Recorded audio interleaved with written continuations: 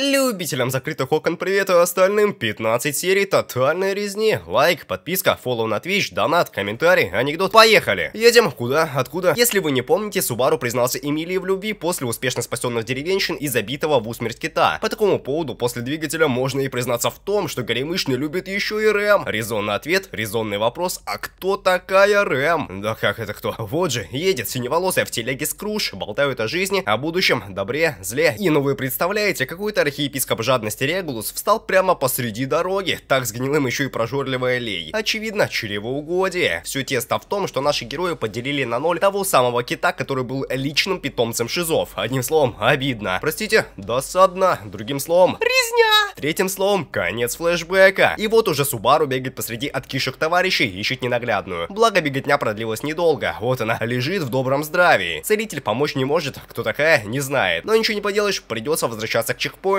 И вы не поверите, точка сохранения все в той же повозке, где Эмилия ничего ни о какой Рэм не знает. Помянем. Ладно, вру. Горемычная просто в глубоком сне, как говорится, без лекции от Пака не обойтись. Случилось следующее. Грех обжорства слопал воспоминания с самой Рэм и чужую память о ней. Осталась лишь пустая оболочка, чтобы спасти которую нужно, вы понимаете, поделить на двое очередного архиепископа. Но перед тем нужно на общее собрание в гостиной. Тем более сама Круш зовет. Правда, у принцессы амнезия. Ладно, из грустного. Феликс предлагает расторгнуть альянс, потому что, понимаете, дальнейшее сотрудничество будет опасным. Но слава деду, Вильгельм против. Да и зеленоволосой не по нраву подобный мув. Зачем тогда нужен этот разговор? Не знаю. Честное слово, лучше анекдот рассказали. Я вот расскажу, но немного позже. А пока пора скипнуть душный диалог влюбленных, сопли, слезы, слюни Субару и обещание, что все наладится, образумится. Удачи, успехов в пути, дороге, путешествий по открытому миру Геншин Импакт, где можно бегать, прыгать, плавать, лазать и даже летать. Короче говоря, исследовать Тейват, хранящий множество неизведанных тайн, объединив силы с разнообразными персонажами, владеющими силами одной из 7 стихий. Genshin Impact получила награду Game Award в номинации «Лучшая мобильная игра 2021». Благо, скачивание доступно не только на Android и iOS, а еще и ПК, и PlayStation 4 и 5. Кроме того, на портале IGN игра получила заслуженные 9 баллов. Что ж там, я и сам нередко заглядываю в мир Тейвата. 7 регионов с уникальной культурой, архитектурой, костюмами, традициями, обычаями, персонажами и, что немаловажно, испытаниями и головоломками, разгадывать которые нужно с помощью все тех же стихий: Крио, Дендра, Пира, Гидра, Анема, Электро и Гео. В общем, на них и основана местная система боя. Взяв в отряд до 4 героев различных или схожих стихий, можно получить пассивное усиление отряда и комбинированную реакцию, способную контролировать врагов или нанести дополнительный урон. Кстати, помимо мощнейшей основной сюжетной линии, имеются уникальные истории персонажей, готовых присоединиться к отряду. При желании можно насладиться геймплеем вместе с друзьями, проходя испытания, подземелья и временные ивенты. В конце концов, для любителей мирного геймплея имеется область Чайник Безмятежности, где вы вольны строить личное поместье, приглашать туда игровых персонажей и даже друзей, чтобы похвастаться архитектурными успехами. Плюс то, без чего не обходится ни одна игра, атмосферный саундтрек. Разработчики регулярно выпускают новые альбомы и проводят концерты живым инструменталом. И знаете, что еще происходит постоянно? Обновления, добавляющие территории для исследования, новых героев и внутриигровые активности. Так, в недавно вышедшей версии 2.5 играбельной стала Яя Мика, верховная жрица храма Наруками. Леди Гудзи владеет оружием катализатора и управляет элементом электро. Она наносит урон как вне поля, так и на поле. Помимо Яя, версии также повторно станут доступны молитвы Сёгуном Райден и Санганами Икакоми. С Райден связано продолжение сюжета в Инадзуме и появление босса, подозрительно похожего на Сёгун. А Какоми поручает вновь отправиться в Энкономию, где появились 3 новых типа опасных монстров Shadow Husk. Вместе с этим пройдет ивент Божественная изобретательность, в котором игроку предоставится возможность создать собственное подземелье, используя ивентовые ресурсы. А после этот данж смогут опробовать другие путешественники. Но это еще не все активности. Путешественников ждет ивент Напиток Мечты, в котором игроки примерят на себя роль бармена и поэкспериментируют с различными комбинациями ингредиентов. А также вновь станет доступным бойцовский турнир Хякунин Икки, где путешественникам предстоит продемонстрировать свои навыки боевых искусств, собрав несколько небольших отрядов. Итого, тотальное аниме, сюжет, геймплей, музыка и самое главное, персонажи. Все на высшем уровне, сам играю и вам советую. Ссылка в описании. Промокод на 60 камней истока и 5 справочников искателя приключений на экране. Действует до 30 марта. Так что пора скачивать и исследовать Тейват.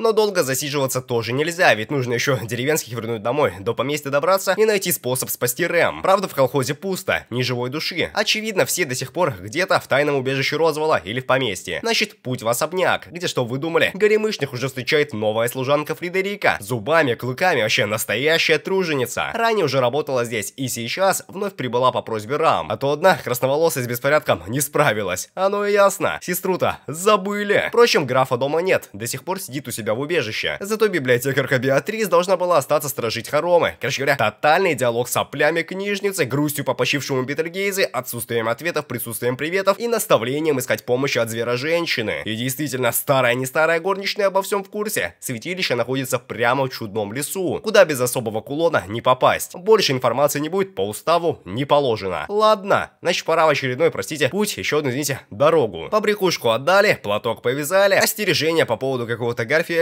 не забыли. Зато Субару, походу, тупо рыба, все прослушал, не помнит, вообще украшение негативно влияет на Эмилию. Вон дама даже отключилась. Выходит, амулет нужно тупо выбросить. Ладно. Не выходит, горемычный тоже за компанию ушел в спящий режим. А там леса, замки, коридоры, замки, темнота, поле, трипы и ведьма алчности ехидно собственной персоны. Предлагает испить чаю, поговорить по душам. Ну, поняли, то есть нет? Душно. Скип от греха подальше. Из важного. Нашему ГГ даровано право пройти какое-то испытание, что он должен оценить позже. Но куда важнее то, что горемычно уже кидает в разные стороны тот самый клыкастый, зубастый, вообще натуральный шлепа Гарфиэль. Благо, ребятки быстро разобрались, кто, что, куда. А то полукровка хотел было поделить на 0 внезапных гостей. Впрочем, барьер пройден, пора и с Рам поговорить, и с Розвеллом встретиться. Выглядит клоун, мягко говоря, так себе. А все потому, что попытка развеять магию, запрещающую выйти наружу, не увенчалась успехом. Другие лезть на рожон не хотят, вот все и сели, ждали, пока Эмилия собственной персоной придет и спасет. Она, представляете, действительно готова на все ради своего народа. Вон даже с деревенщинами парой слов обменялись о мире, дружбе, жвачках, чупсах и всем хорошем против всего плохого. Жаль, испытание началось как-то странно, свет быстро потух, дама пропала, а что до Субару, побежал спасать ненаглядную. И ну тоже активировал проход в данж, хоть подобные доступны лишь полукровкам. Поняли, нет? Да, нет, ехидно, чаепитие.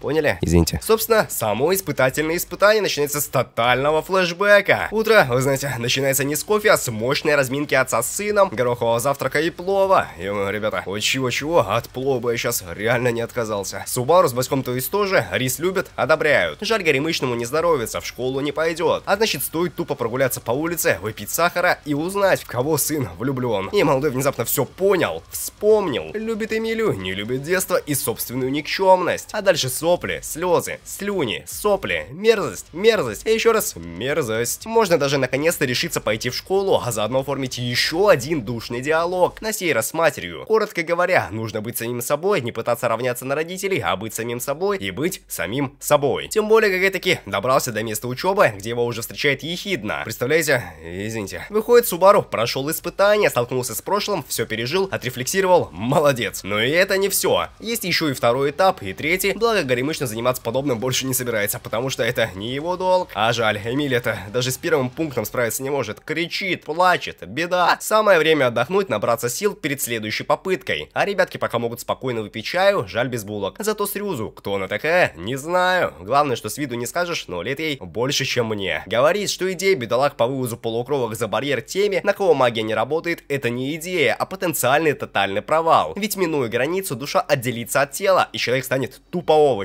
Эволюция. Из важного. Пора устроить тет-а-тет с Розвеллом. Оказывается, именно клон подтасовал все карты так, чтобы Субару столкнулся с культом ведьмы и лично расправился с последователями. Сам ряженый пойти на такую подлость ну никак не мог, иначе стало бы только хуже. Зато он, как все гладко вышло, все живы, целы, здоровы. Кто такая Рэм? Не знаю. Что до испытания, очередная попытка Эмилии увенчалась провалом. Поздравлять не с чем, зато можно оформить подписку, лайк и пару душных диалогов о том, как же все нехорошо, что же делать, кто друг, кто враг и вот это все. В итоге, в ходе чудесного скипнутого даже не мной, а самим автором диалога, наш ГГ сумел договориться с Гарфиэлем на освобождение ни в чем невинных селян. Раз Эмилия все равно святилище, испытание пройдет. Смысла продолжать удерживать деревенщин нет. На дорожку можно даже удачи пожелать и предостеречь насчет Фредерики. Если что вдруг, нужно тупо искать Беатрис, говорить кодовые слова и вот это все. Ладно. До переправы добрались, кулон передали, про пройденное молодым испытание спросили, удивились, не удивились, сказали, что ГГ на то и ГГ, чтобы проходить всякие испытания. На сим миссия зубастого завершается. соглашается, дальше ему то есть нельзя. А что дальше? Пустой особняк, крики, ужас, мерзость, кишки и старая знакомая Эльза. Та самая, которая когда-то давно еще самая первая покрошила Горемычного. В честь такой встречи можно и к чекпоинту откатиться. На сей раз вместо душных шизотеорий пора честно признаться. Первый этап испытания Субару успешно прошел, значит и остальные сможет. Жаль, бабочки, цветочки и остальные временные эффекты не позволяют никому согласиться с бедолагой. Даже Гарфили против, хотя сам же в прошлой ветке,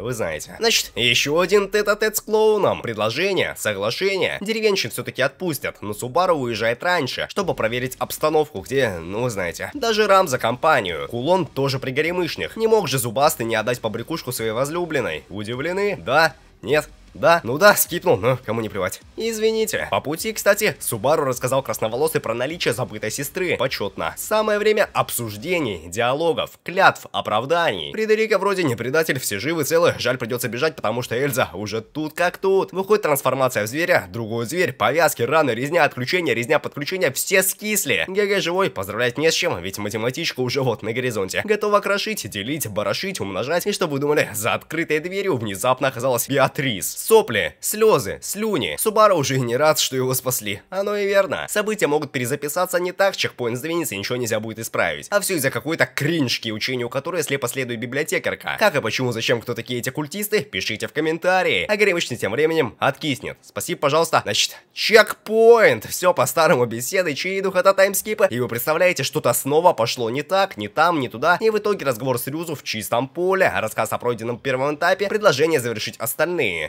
Важная информация о Фредерике, которая покинула святилище только потому, что на нее не действует магия из-за процента смешанной крови. Оказывается, у зубастых отцы разные. На том все. Интересные истории закончились. Пора и в темницу ГГ отправить, а то мало ли что может замышлять тот, от кого за версту пахнет ведьмой. Все ясно, понятно, обидно, досадно. Благо, пока все искали бедолагу молодого, Гарфиль купил молчание Отто. А извозчик возьми, да, найди своего товарища, потому что правильно. Субару стольким помог, и еще поможет кучеру, что кучеря уже в неоценимом долгу. Между тем, кстати, прошло уже 3 дня. Эмилия продолжает траить данж, безуспешно, помянем. Из важного, Отто был союзник, это вы представляете, Рам собственной персоны. Правда, раз отряд Горемычных в сборе, это совсем не повод бежать, ведь у Субару есть какой-то очередной хитрый бесперспективный план. Для начала, еще один тет-а-тет с клоуном. К счастью, Розвелл спешит заверить, что нет никакой причины волноваться за Беатрис. Она союзник. А книжка-то просто похожа на культистскую, а по правде это фолиант мудрости, предсказывающий будущее. Да и сам бинтованный тоже союзник, несмотря на все недомолвки. Если что, кодовая фраза для библиотекарши, и все будет хорошо. Что мы уже слышали, видели, знаем. Значит, наконец, пора покидать барьер, и что вы думали, Гарфиль опять и снова встал на пути. Еще и звероподобную форму принял, еще и Отто поделен пополам, еще и сельские на нули. Осталось только оформить целковый. И правда, вы представляете, самым геройским героем оказался ездовой дракон, вытащивший Субару за границу. Поздравить, правда, не с чем. Отключка, включка, снег, Сибирь, кролики, крики, стоны, сопли, вопли, слюни, нюни. Еще раз, чекпоинт. И значит, тотальное кардинальное изменение. Буквально сразу после возрождения Горемычного снова приглашают на чаепитие. А это значит, что Ехидна почти совсем все про ГГ знает, и он даже может открыто рассказать о своей способности воскрешаться, возвращаясь к точке сохранения и исправлять ошибочные ошибки. Извините. Простите. Тем временем начинается фатальная сюжетная резня. Роли проблема серьезная, благо решаемая. И кто, если не создатель такого чудного зверя, знает, как с ним расправиться. Выходит, пора встретиться с матерью 3 легендарных маг-зверей. Кита, короля и змея. Ведьма чревоугодия. Смотреть в глаза опасно. Прикасаться опасно. Снимать оковы вообще нельзя. И кто бы мог подумать, навстречу внезапно выскользнула ведьма гордыни. Тифон. Поделила Горемычного на 2, 3, 4, 5, 6, короче, много частей. И тут же ушла. А потом, представляете, Минерова ведьма гнева вылечила бедолагу. И тоже ушла. Но в итоге, наконец, Дафна. Чревоугодие собственной персоны. Говорит, мол, мощные звери, жест доброй воли для человеков. Кит огромный, а кроль так вообще бесконечно почкуется. Таким можно накормить весь мир, и никто никогда не будет голоден. Но, как говорится, наивно полагая, что тот, кого захотят съесть, не пожелает сам полакомиться обидчиком. Если ближе к делу, крольбасы существа примитивные, перемещаются стаей и имеют 1 IQ на всех. Потому, заманив всех разом в одно место, можно запросто поделить ушастых на 0. Одним словом, спасибо. Правда, у чаепития, если вы не знали, есть побочный эффект — амнезия. Благо, за подходящую плату Ехидна даже готова отказаться от подобного мува. И раз ведьма алчности хочет знать обо всем и вся, и везде, билетом в обратный наконец станет информация о воспоминаниях, связанных с владелицей повязанного платка. И вы представляете, Горемычный проснулся, все помнит и даже живой. Но что плохо, вокруг сплошная чернота, еще какая-то темная сущность так и норовит схватить. Очевидно, та самая ведьма зависти Сателла, что-то мямлит про любовь, любовь, еще раз любовь. К счастью, понимаете ли, Гарфилд молодого сумел вовремя спасти. К несчастью, тень направляется в сторону поместья. Короче говоря, предстоит еще одна тотальная, хотелось бы верить, что не сюжетная резня. Ладно, вру. Все уже закончилось, ничего не показали. Рам, Эмилия и остальные уже поделены на 0. Один только Гарфилд выжил. Ну и так по мелочи стая копий Рюзу. Короче говоря, зубастый планирует взять колдунью числом. И ну, представляете, ничего не вышло. Теперь Субару летает где-то в облаках, флешбеках и вечных признаниях в любви от Сателлы. Получается, не скиснуть, не откиснуть, не вернуться назад. Ладно. На самом деле, чудесным чудом платок оказался прочнее, чем сталь, острее, чем юмор, и одним словом, чекпоинт. Пора посопливить, послезливить, послюнявить, Эмилия пожалеет и в обиду не даст. Зато другие кислому поведению ГГ не особо рады. Выходит, самое время просить Рама отвлечь Гарфилда, а самому пойти разведать темницу, в которой уже довелось побывать. А там, что вы думали, оригинал Рюзу, заключенный в кристалле, плюс 2 копии, даже готовые все честно рассказать. Ведь герой стал апостолом ведьмы из-за того, что когда-то испил чудного чая. Что до сюжетной резни, душного диалога и объяснения сюжета прямо в лоб, смотрите. Ехидна искала ключ к бессмертию и потому устроила эксперимент по созданию копий Рюзу, которые должны были одна за другой становиться сосудами для ведьмы. Жаль, задумка успехом не увенчалась. Тела оказались тупо непригодны для гнилой души. В итоге Ехидна скисла, а эксперимент продолжил существование, занимаясь охраной гробницы. Кстати, Гарфилд тоже апостол, значит тоже проходил испытания, значит тоже знает больше, чем говорит. Значит, пора наконец ехать в особняк, а там-то, ну вы помните, предстоит кукинг салата. По пути даже можно скипнуть картонный диалог с зубастым, внезапно поверившим Горемычному без слов. Тупо из-за улыбки, удивлены, и я да. На месте, к счастью, еще ничего плохого не приключилось. Горничные целы, здоровы, живы. Нужно временно уехать, за платок спасибо. А после, наконец, можно к Беатрис наведаться. Она уже все знает, понимает? Видно, снова в книжке прочитала. Простите, извините. Страницы на самом деле пустые, а это значит еще одна сюжетная резня прямо в лоб, тупо диалогом, даже монологом. Итак, библиотекарка дух связаны пактом с самой Ехидной. Вот и вынуждена охранять все знания до того, как появится некто, способный изменить судьбу. Правда, в книжке уже как несколько сотен лет не появляется новых предсказаний. Да и чтобы Субару был бы тем самым спасителем, он должен поставить на первое место Беатрис, что, конечно же, не сделает. Иной вариант — завершить страдания, поделив беднягу на 0, чего ГГ, конечно, тоже не сделает. История складная, интересная, познавательная, жаль, придется идиллию нарушить. Резню от Эльзы-то никто не отменял, а значит придется бежать куда-нибудь в деревню. И представляете себе, на пути уже ждет еще один гнилой противник, девочка Мэйли, способная контролировать зверодемонов. Со служанками уже расправилась, пора и Горемычному честь знать. Благо есть защитница, она и Эльзу поделит и сама скиснет, потому что наемница оказалась хитрее, умнее, зато желание откиснуть исполнилось. В честь такого можно даже лайк поставить и телепортировать Субару обратно в святилище. Жаль, по пути потерялся глаз, не жаль, Эмилия прямо-таки сразу бросилась в объятия молодого. Казалось бы, с чего вдруг? Пока ГГ прохлаждался, где-то там в гробнице пошел снегопад. Прямо внезапно, прямо как когда-то было с Сателлой, которая, вы помните, один в один вылитая как 2 капли воды, горемычная. Наслал всю эту жуть Розвелл. Еще и Рам с Гарфилдом проткнул. Еще и Субару пару-тройку раз бросил в стену. А дело опять и снова в злосчастной книге, которая у клоуна в оригинальном исполнении, а не вот эти вот какие-то копии. Чудесным образом Ряждина даже понял, что ГГ уже не первый, не последний раз меняет будущее. Значит, можно и с королями постречаться и пожелать удачи поладить с другим следующим самим Розвеллом. Удачи. Очередной трайхард, все сложно, непонятно, ответов нет, вопросы есть. Можно попытаться еще разок с Ехидной почаевничать. Правда, в святилище, что вы думали, очередное испытание. Предстоит столкнуться с немыслимым настоящим. Но знаете, Субару в очередной раз скис, а другие ведь тем временем пытались его спасти. А в другой раз Субару скис и его не оплакивали. А еще однажды Субару скис и так далее. И так далее, и тому подобное. Давайте лучше вместо душных, а что если бы, расскажу анекдот. Как-то раз у Сократа зазвонил телефон. Ну, философ взял трубку, а там, понимаете ли, молчание, тишина. Сократ говорит: алло, мол, кто звонит? Алло, алло, ответьте. Алло. Камнем по лбу не дало, ответили и повесили трубку. И ведь правда. В тот вечер на философа кто-то скинул 5799 кирпичей. Если знаете кто, пишите в комментарии. Тем временем еще раз очередная диалоговая окрошка. Рэм, представляете, пришла поддержать ненаглядного. Но это и не Рэм вовсе, а ведьма похоти Кармилла. Люди видят на ее месте того, кого желают увидеть. Да. А чтобы психика Горемычного окончательно не рухнула, Ехидна таки переместила ГГ к себе. Еще и предлагает заключить пакт. Согласно от чистого сердца помочь привести молодого к наилучшему исходу будущего из возможных. Благо согласиться Субару не успел. Ведь здесь уже и Минерва злится, что все ложь, обман и провокация. И Кармилла снова вылезла, и Тифон, и Дафна, и даже ведьма Ленни Сехмет. Дело в том, что за громкими обещаниями кроются нюансы, мелкий шрифт и звездочки. Никто не гарантирует, что путь для достижения целей будет самым выгодным. Без потерь, мирно, доброкачественно. Ясно? Обидно? Значит, вопрос следующий. Кого ждет Беатрис? Ответ, простите, Билл. Представляете? Никого. Очередной социальный эксперимент. Дух должна была сама убедить себя в том, что кто-то и есть ее долгожданный спаситель. И раз за 400 лет этого не произошло, она даже преисполнилась желанием скиснуть. Это тоже результативный результат. Короче, гниль, печаль, беда, благо не приходит одна. На горизонте появилась Сателла.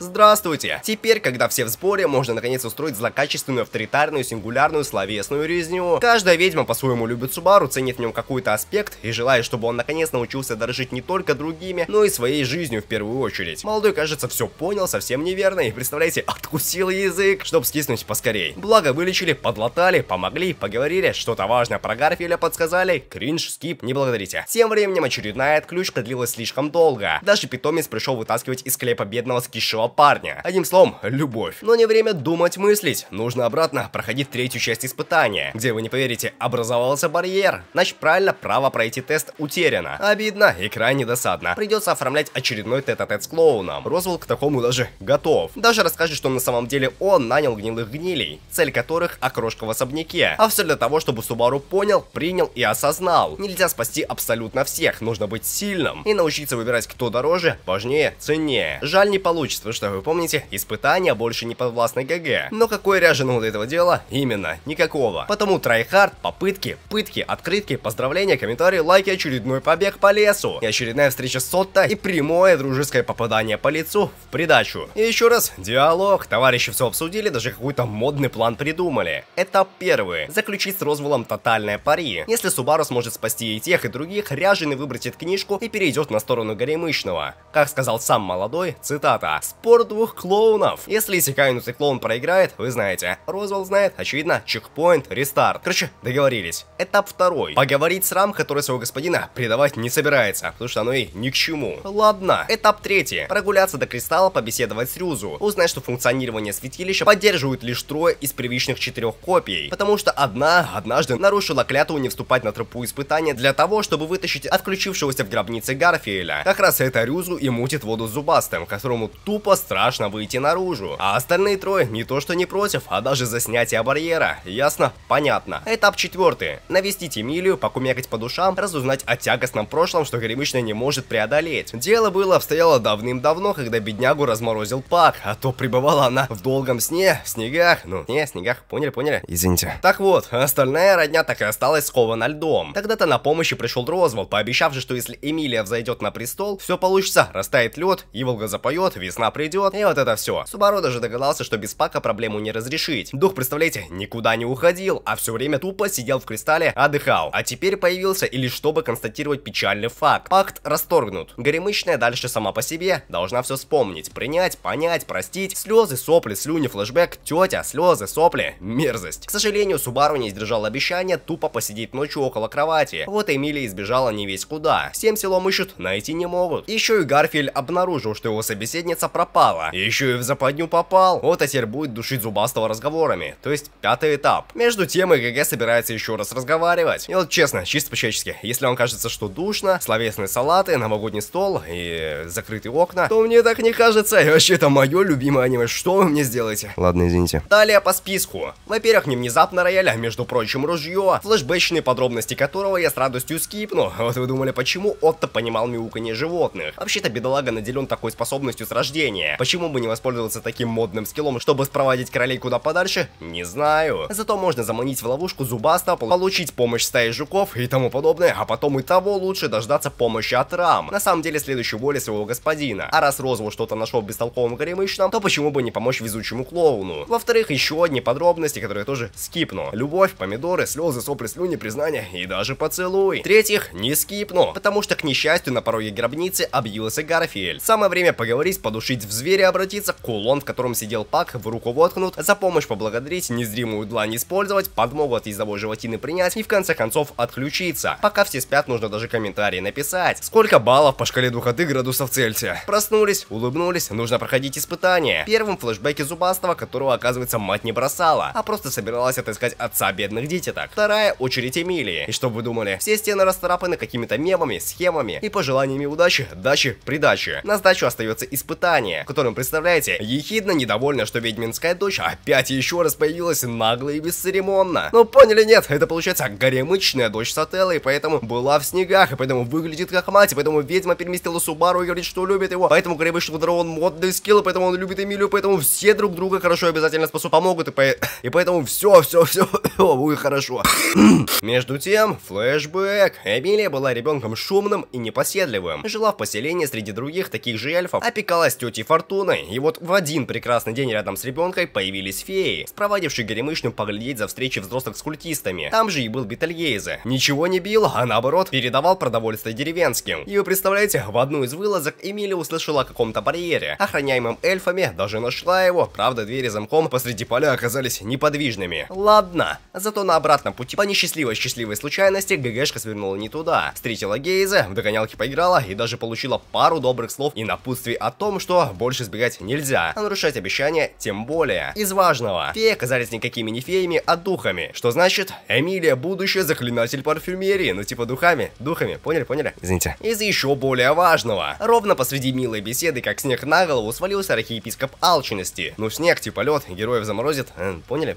Простите. Лучше расскажу про другой флешбэк из детства оригинала Рюзу, о котором знает лишь та, четвертая, которая подвергалась испытанию. Однажды еще до того, как появилась гробница, Зерату случайно встретила Беатрис, которая дочь Ехидны, которую вы знаете, но это вы и так знаете. В итоге дамы сдружились и даже проводили время вместе, к тому же там бывал и Розвелл. Но не тот, которого вы знаете, а какой-то другой, предшественник, предок, вот это все. А чтобы узнать, чем все закончилось, нужно вернуться в другой флешбэк. С Регулусом, Фортуной, Бетельгейзе, ребенка Эмилии и еще одну ребенка и ведьма тщеславия Пандорой. Откуда 8-я ведьма, если грехов всего 7, не знаю. Так что если досмотрели аж до этого момента, пишите в комментарии кодовую фразу. Это некий Геродот. Тем временем тотальная резня. Фортуна с Эмилией бегут, а Гейзе, кто бы мог подумать, оказался совместим с ведьминым фактором и получил незримую длань из коробки. Правда, смотреть за патовым боем бессмысленно. Куда важнее, что происходит с ребенком, проходящей испытания. А происходят слезы, сопли, слюни, тетя уходит, обидно, печально, сопливо. Даже горе эльф не смог спасти бедолагу, ногу поранил какой-то легендарный змей, про которого вы уже, вы поняли. Остается только бежать и не оглядываться. Что до Бетельгейза, мало-помалу скисает, так и скис бы, если вовремя не объявилась Фортуна. Но Регулус уже, понимаете, вошел в раш и останавливаться не собирается. Хочет делить, умножать, вычитать, и даже Пандора ему не указ, потому что что угодно, даже ведьма делится на бесконечности, получается 0. Ладно, вру, получается бесконечно мало. А где мало, там и больше. Так что тщеславие вернулась и зарыла обидчика в землю, чтобы неповадно было. Тем более свою роль бедняга уже исполнил. Значит, наконец-то нормальная, глобальная резня. Все извините, опять скип от авторов. Обидно, досадно. Зато Эмилия поняла, что раз обидчикам нужна дверь, замок и ключ, то она таки поможет помочь близким. А пути помогут найти духи. Благо у дверей уже встречают. Добро пожаловать. Осталось найти ключ, открыть замок, и все будут жить дружно, счастливо. Жаль, ребенка дала обещание, нарушать его не собирается. Тем более тетя нашла дитятку. В честь воссоединения можно даже попытаться еще раз снова и опять победить Пандору. Выходит, не выходит. К счастью, Бетельгейзе спешит на помощь. К несчастью, у Шиза в глазах помутнело, причудилась иная картина, и он, понимаете, проткнул свою любимую любовь. Тут-то Шиза у Шиза взяла верх. Крыша поехала, и мужик с ней за компанию. А по части отмычек, пусть причины обещания уже нет, Эмилия все равно не собирается нарушать своих слов. Поэтому колдунство, магия и бесконечно вечный буран до тех пор, пока не закончится мана. Так и вышло, что сама ребенка всю свою деревню и заморозила. Еще и не жалеет о содеянном, раскаивается и не собирается, и вообще такой вердикт равен проходу испытания. Значит, Ехидне пора прощаться, впереди еще 2 этапа, но они будут легкими, потому что правильно, у ГГшки появилась уверенность, мужество, решимость и другие самые лучшие качества. Поздравим! Тем временем на очереди еще один тет-а-тет с Розвеллом. Клоун уже при параде, наряде, готов встречать гостей. У нашего клоуна в рукавах все тузы, в том числе Отто, о наличии способностей которого пророческая книжка, видно, не говорила. Еще и Рюзу рассказала истинную роль святилища. Короче говоря, проще сдаться. И еще, короче, флешбэк. Розвелл любил Ехидну, общался с ребенками, и все было хорошо. До того самого дня, когда пришел некто он. Кто он? Пишите в подписке. А ребята пока отразят угрозу созданием модного барьера, ядром которого будет Рюзу. Правда, требуется кое-какие приготовления, приготовления. Придется клоуну немного побыть грушей для битья. Потому бойня, бита, бой, бим, бом, бах, бух. И Беатрис наконец привела Рюзу в назначенное место. И раз время поджимает и лишних минут нет, то можно даже душный диалог устроить о том, как же было весело, хорошо, приятно жить. И как же так жертвовать собой, как же так. Вот так, конец флешбека. Плюс,